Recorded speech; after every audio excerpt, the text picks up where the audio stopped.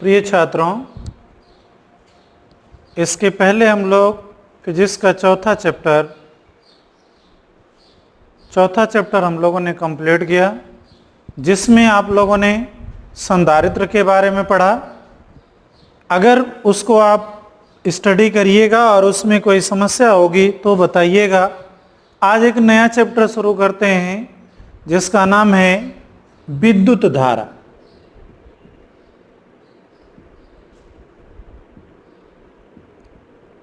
ये बच्चों 5वां चैप्टर है।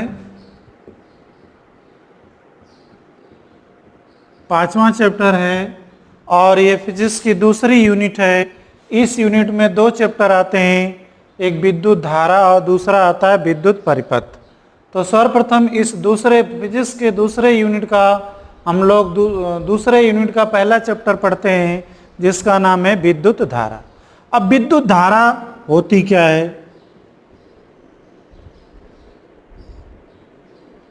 इसमें बच्चों आपकी टॉपिक है विद्युत धारा, इलेक्ट्रिक करंट, या इसको हम कहते हैं करंट कहते हैं। अब विद्युत धारा क्या है कि जब किसी चालक के परिच्छेद से एकांक समय में जो आवेश प्रवाहित होता है या गुजरता है, आवेश गुजरने को ही हम क्या कहते हैं? विद्युत धारा कहा जाता है। या आप कह सकते हैं किसी चालक के समय के सापेक्ष आवेश प्रवाह की दर को हम क्या कहते हैं? विद्युत धारा कहा जाता है। तो इसकी परिभाषा क्या लिख सकते हो? किसी चालक के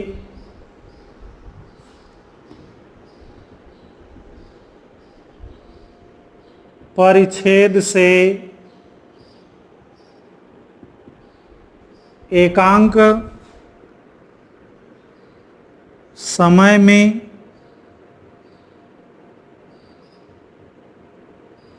गुजरने वाले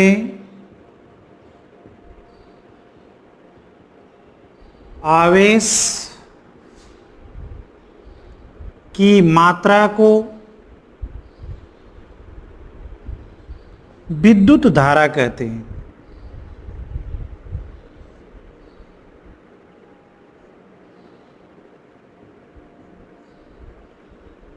ये हो गई इसकी परिभाषा। किसी चालक के परिच्छेद से एकांक समय में गुजरने वाले आवेश की मात्रा को विद्युत धारा कहते हैं।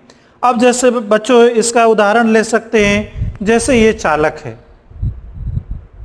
जैसे कोई चालक तार ले लिया जाए तो ये जो उसका होता है, उसकी लंबाई के लंबवत जो क्षेत्रफल होता है उसे हम क्या कहते हैं? परिच्छेद या अनुप्रस्थ काट कहा जाता है। क्या कहते हैं? परिच्छेद या अनुप्रस्थ काट कहते हैं। तो बच्चों अगर 1 सेकंड में इसके अनुप्रस्थ काट से या इसके परिच्छेद से जितना आवेश पास करेगा या गुजरेगा, उस आवेश की मात्रा को हम क्या कहेंगे? विद्युत धारा कहते हैं। विद्युत धारा को बच्चों कैपिटल I से प्रदर्शित करते हैं। विद्युत धारा को I से प्रदर्शित करते हैं।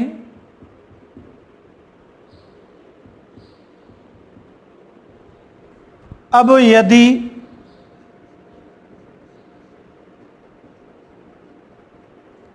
किसी चालक के परिच्छेद से डेल्टा T समय में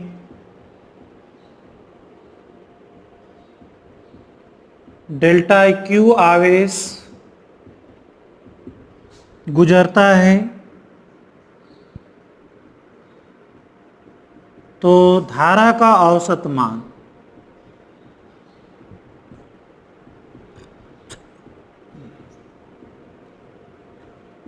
मान बच्चों I एवरेज बराबर हम लिख सकते हैं dQ अपान क्या लिख सकते हैं? dt। ये क्या है? dt समय में कितना आवेश पास करता है? dQ आवेश पास करता है, तो I एवरेज बराबर कितना लिख सकते हैं? डेल्टा Q अपान डेल्टा T। यदि समय के सापेक्ष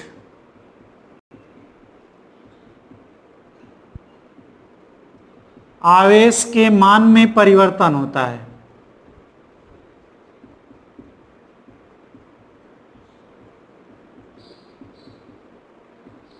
तो तात्क्षणिक विद्युत धारा। बच्चों, तात्क्षणिक का मतलब एक बिंदु पर अति सूक्ष्म समय में प्रवाहित आवेश की मात्रा को हम क्या कहेंगे? तात्क्षणिक विद्युत धारा कहेंगे। I बराबर इसको हम लिख सकते हैं limit delta T tends to 0 delta Q upon delta T. बच्चों, इसी को हम लिखते हैं अवकलन गणित में डी क्यू अपान क्या लिखते हैं? डी टी लिखते हैं। तो इसके दो फार्मूले हो गए। एवरेज निकालना है तो कुल आवेश बटे क्या हो गया? कुल समय। और यदि तात्क्षणिक, यदि हर समय पर आवेश, प्रवाहित आवेश की मात्रा बदलती है तो तात्क्षणिक विद्युत धारा I बराबर होगा limit delta T tends to 0 D Q upon D T बराबर कितना होगा? D Q upon D T. तो ये बच्चों हो गया विद्युत धारा की परिभाषा हो गई।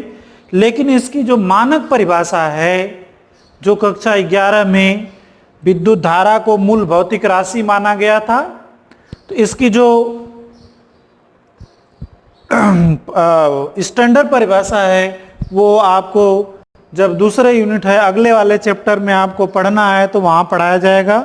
फिलहाल आपको एक सिंपल सी परिभाषा है, किसी चालक के परिचय से एकांक समय में गुजरने वाले आवेश की मात्रा को आप क्या कहते हैं? विद्युत धारा कहते हैं।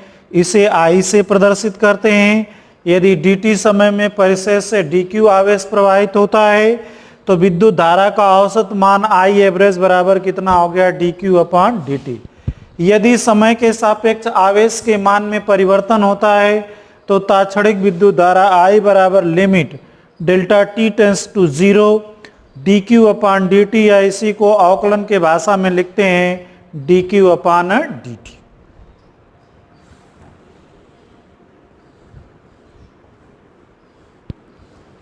अब बच्चों एक चीज आता है, विद्युत धारा एक अदिश राशि है। विद्युत धारा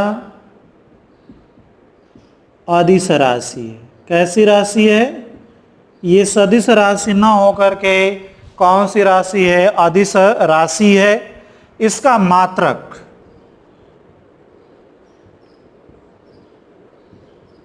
विद्युत धारा का मात्रक।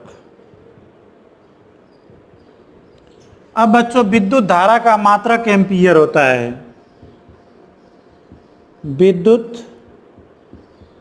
धारा का SI मात्रक क्या होता है? एम्पीयर होता है। इसे हम लोग किससे प्रदर्शित करते हैं? इसको संकेत के रूप में किससे प्रदर्शित करते हैं? कैपिटल A से प्रदर्शित किया जाता है। तो कूलाम के और दूसरे शब्दों में भी इसको लिख सकते हो।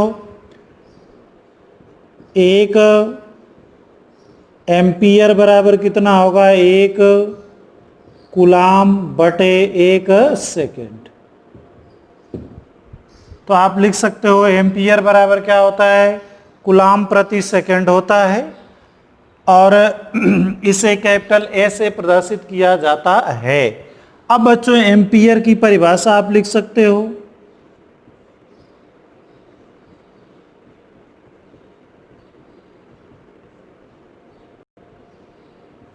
ये एम्पीयर की परिभाषा क्या है?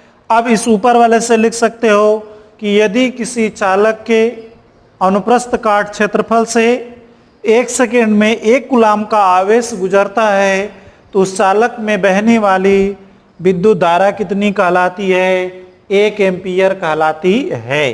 तो आप लिख सकते हो यदि किसी चालक के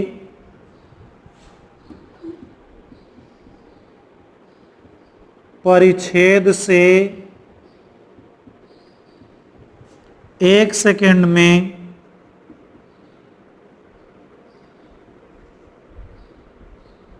एक कूलाम का आवेश गुजरता है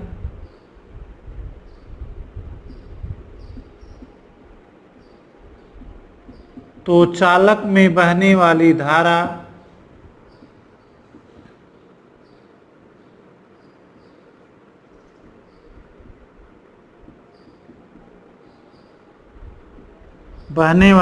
विद्युत धारा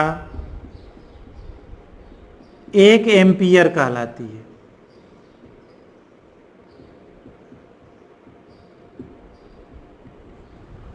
इसको और परिभाषा आप लिख सकते हो, यदि किसी चालक के परिच्छेद से 1 सेकेंड में 6.25 गुणे 10 घाते 18 इलेक्ट्रॉन गुजरते हैं तो चालक में बहने वाली विद्युत धारा कितनी कहलाती है? 1 एम्पीयर कहलाती है।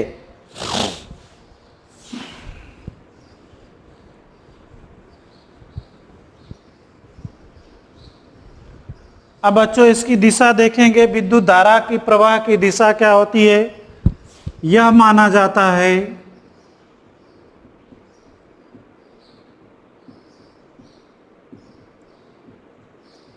कि विद्युत धारा के प्रवाह की दिशा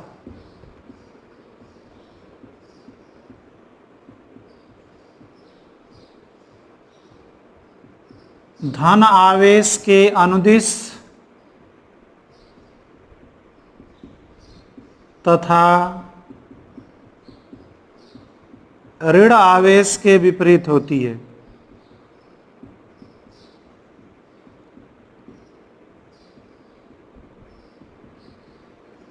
बच्चों ये इंपॉर्टेंट चीज है, इसमें विद्युत धारा किस दिशा में बहती है। अब जैसे ये चालक तार है तो इसमें यदि धन आवेश इस ब्लैक वाले से व्हाइट की तरफ चलता है तो विद्युत धारा की दिशा किधर होती है? धन आवेश जिस दिशा में प्रवाहित होता है उसी दिशा में विद्युत धारा होती है, और जो माइनस आवेश होता है वह सदैव धन आवेश के विपरीत होता है, अर्थात विद्युत धारा की दिशा जो होती है सदैव ऋण आवेश के विपरीत होती है। तो इस प्रकार से आपने देख लिया कि यह सपोज किया गया है कि जो विद्युत धारा किसी चालक में प्रवाहित होती है तो उसकी दिशा किधर होती है? धन आवेश के अनुदिश होती है, परंतु ऋण आवेश के क्या होती है? विपरीत होती है। अर्थात इलेक्ट्रॉन प्रवाह के विपरीत विद्युत धारा होती है और धन आवेश के क्या होती है? अनुदिश होती है। अब बच्चों हम देखेंगे कि कुछ ऐसे मटेरियल होते हैं उसमें विद्युत धारा प्रवाह के लिए कौन से आवेश रिस्पांसिबल होते हैं, किस प्रकार के आवेश जिम्मेदार होते हैं। तो इसमें बच्चों पहला है, फर्स्ट है धात्विक चालकों में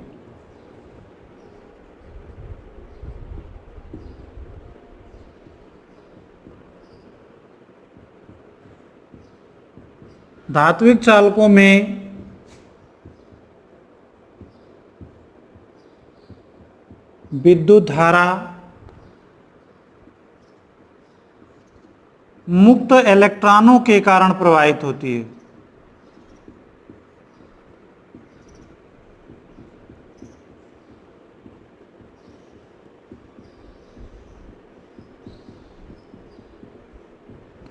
तो बच्चों जैसे है धात्विक चालक, जैसे लोहा हो गया, तांबा हो गया, जस्ता हो गया, ये जितने जिसके हम लोग तार बनाते हैं उसमें जो विद्युत धारा प्रवाहित होती है उसमें किसके कारण होती है? धातुओं में उपस्थित मुक्त इलेक्ट्रॉनों के कारण होती है। दूसरा बच्चों है विद्युत अपघट्यों में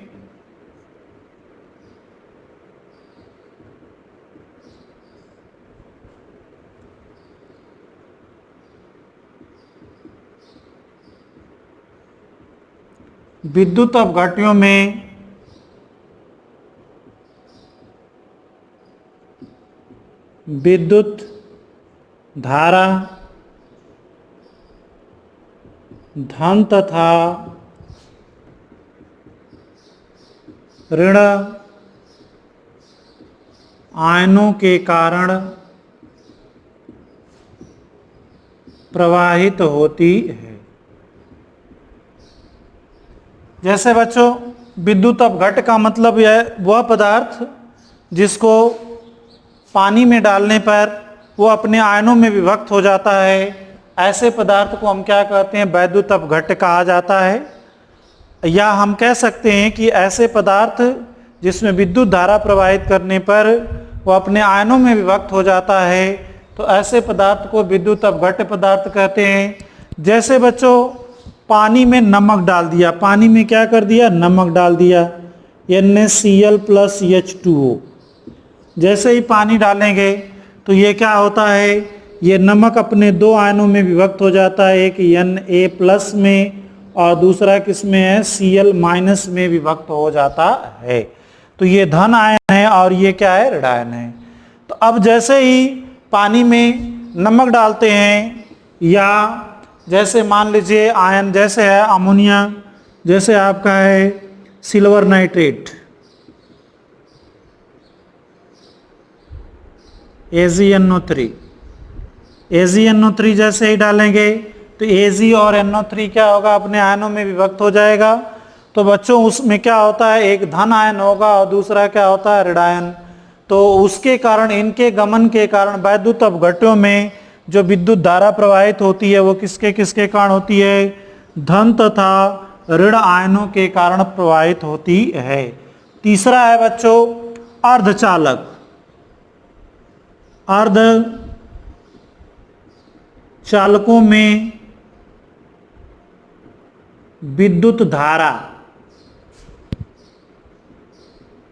मुक्त इलेक्ट्रॉनों तथा होलों के कारण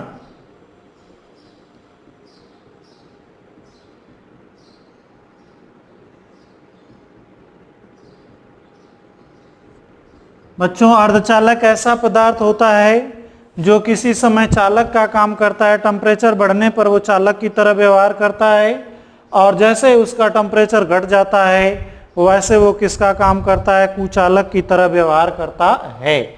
तो बच्चों अर्धचालकों में विद्युत धारा किसके कारण होती है, मुक्त इलेक्ट्रॉनों तथा होलों के कारण होती है।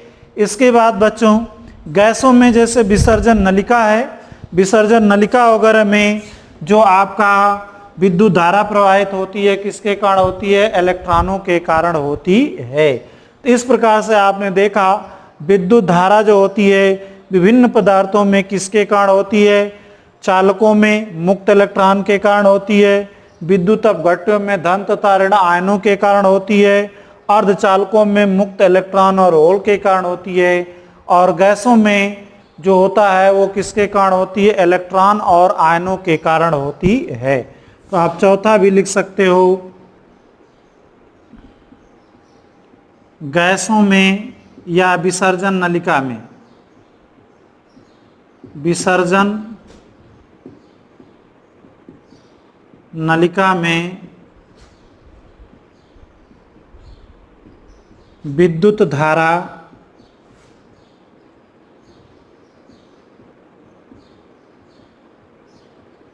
इलेक्ट्रॉनों तथा आयनों के कारण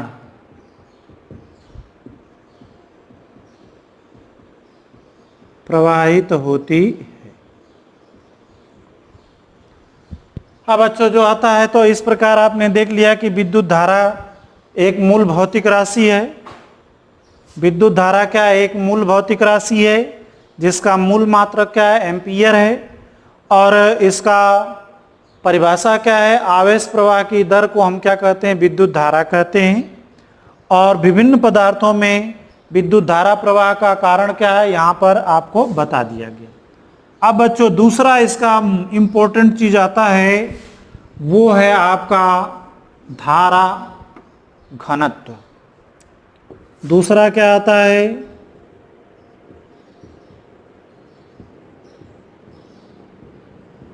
धारा घनत्व। विद्युत धारा घनत्व क्या होता है किसी चालक के प्रति एकांक अनुप्रस्थ काट क्षेत्रफल के लंबवत प्रवाहित विद्युत धारा को हम क्या कहते हैं, धारा घनत्व कहा जाता है। किसी चालक के प्रति एकांक अनुप्रस्थ काट क्षेत्रफल के लंबवत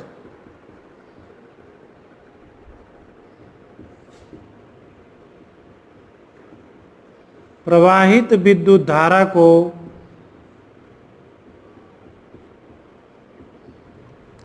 धारा घनत्व कहते हैं।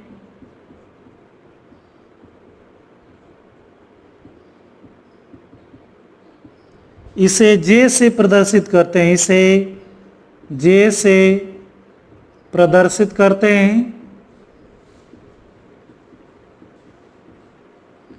यह सदिश राशि है।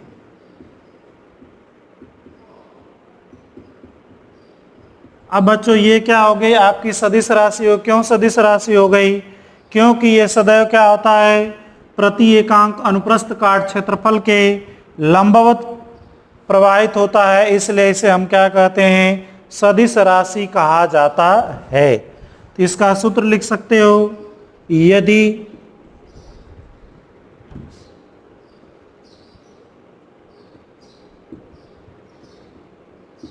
किसी चालक के अनुप्रस्थ काट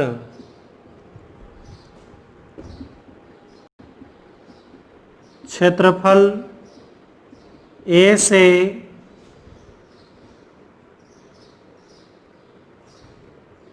क्षेत्रफल ए के लंबवत आई धारा प्रवाहित होती है,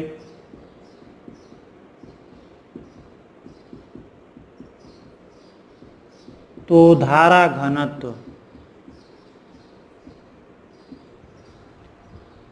बच्चों ये हो गया जे सदिश राशि है, तो यहां पर क्या लिख देंगे, आई बटा ए। तो ये सदिश राशि है, इसका मात्रक बच्चों क्या हो जाए। अब एक चालक ले लेते हैं। ये बच्चों चालक हो गया, इसका अनुप्रस्थ काट क्षेत्रफल मान लीजिए ऐसे दिया हुआ है और इसमें धारा ऐसे प्रवाहित हो रही है और इसका क्षेत्रफल कितना है, अगर ए है तो लंबवत क्षेत्रफल का, तो क्षेत्रफल का लंबवत घटक कितना हो जाएगा, ए कॉस थीटा। धारा के लंबवत ये जो घटक हो जाएगा बच्चों, ये कितना हो जाएगा, ए कॉस थीटा। तब यहाँ पर आप क्या लिख सकते हो, जे बराबर आप लिख सकते हो आई अपान ए कॉस थीटा। अब बच्चों इसका मात्रक आप लिखेंगे, धारा घनत्व का मात्रक।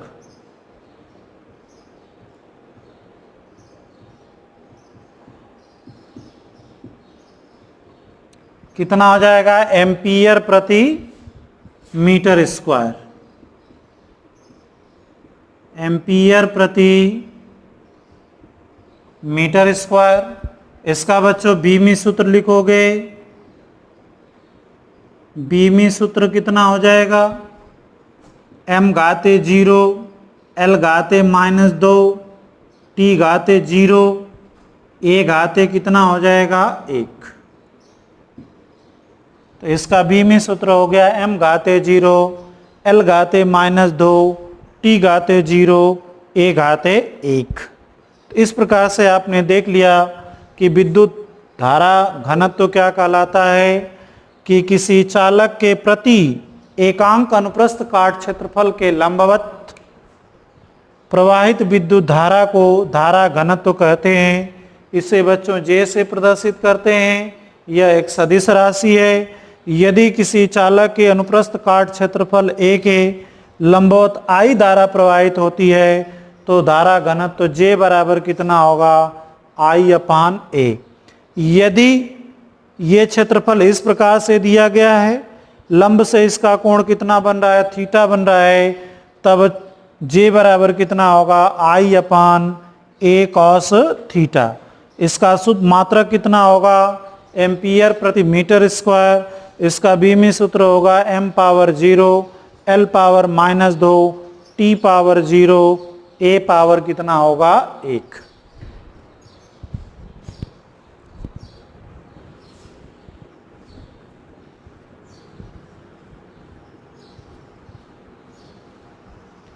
अब बच्चों इसमें एक चीज और है,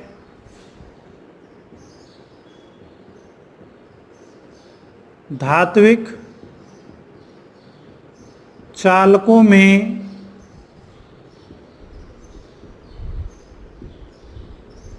विद्युत आवेश का प्रवाह या अनुगमन। अब देखो बच्चों, धातुओं में आवेश कैसे प्रवाहित होता है, इसको आप पहले समझेंगे। जैसे बच्चों ये कोई चालक है, तो आप जानते हो कि प्रत्येक पदार्थ किससे मिलकर बना होता है, परमाणुओं से मिलकर बना होता है। तो अब ये कोई परमाणु है और ये परमाणु का ये क्या है, नाभिक है, और ये क्या है, उसकी कक्षा है। ऐसे कक्षाओं में बच्चों इलेक्ट्रॉन स्थित होते हैं।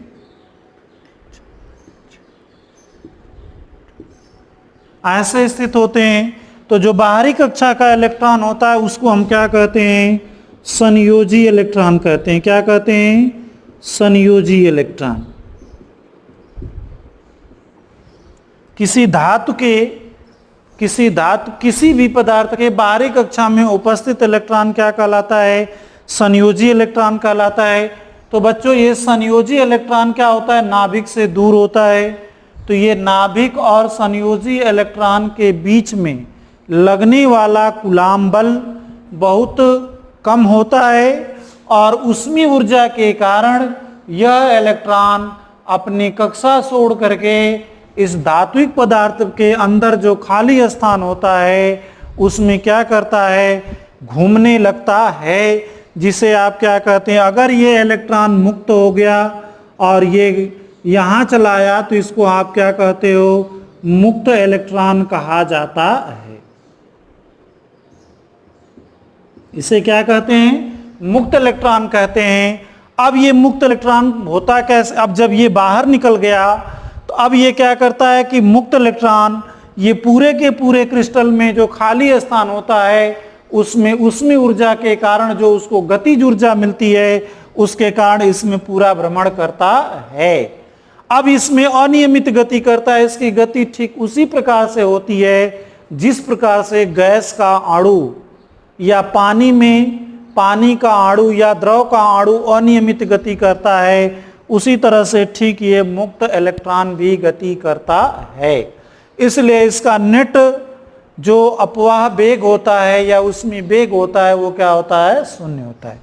जैसे ही बच्चों इस पर विद्युत क्षेत्र लगा देते हैं, जैसे ही विद्युत क्षेत्र लगाएंगे वैसे ही क्या होता है, इस मुक्त इलेक्ट्रॉन पर एक विद्युत बल कार्य करने लगता है जिसकी दिशा क्या होती है, विद्युत क्षेत्र के विपरीत होती है। जैसे इस क्रिस्टल में उपस्थित प्रत्येक मुक्त इलेक्ट्रॉनों पर ये बल कार्य करने लगता है और ये क्या होता है, विद्युत क्षेत्र के विपरीत दिशा में।